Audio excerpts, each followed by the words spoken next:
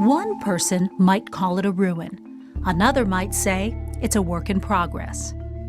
They'd both be right. The Tumacácori Mission was abandoned many years ago, and it's now a national park.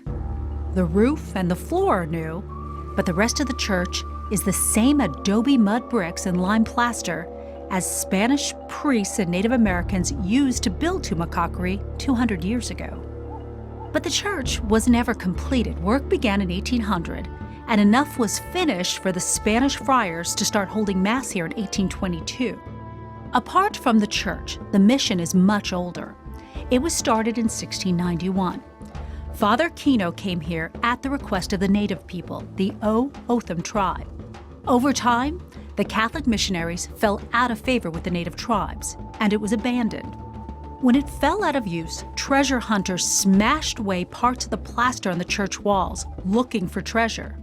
For me, perhaps the most moving part of Tumacácori is not inside, but outside. Simple graves marked only with desert stones and Spanish colonial crucifixes.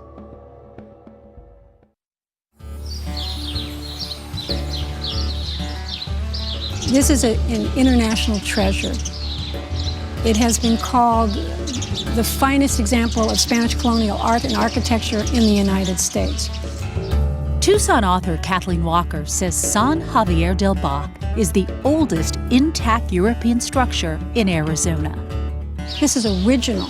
No one has redesigned this and said, well, maybe it looked like this and maybe we should add this design. This is the way it looked 200 years ago. The mission is constructed of low-fire, clay brick, stone, and lime mortar. Much of the work here was done by the native people, who to this day have remained predominantly Catholic. What we see here is proof of their artistry, as well as their ability to build, because in reality, this was considered the end of civilization in the Spanish frame of mind. Walk into San Javier, and you are struck by the dazzling colors, the murals, paintings, carvings, and statues.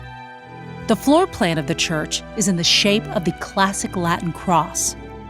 But being inside this piece of history does more than just thrill you with its incredible architecture.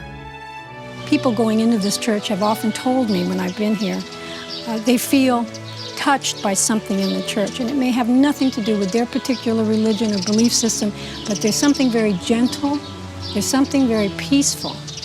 And part of that magic is you can come here during Mass when the church is jam-packed with people, and yet you always feel like there's room. That's an incredible feeling. The mission has survived warring factions of Apache, earthquakes, and lightning strikes. And gazing at it from southern Arizona Highway 19, it's a testament to the strength of the natives who built it and whose ancestors still worship in it. When you come upon the church from a distance, it still looks the way it looked, like a beacon at the edge of an empire.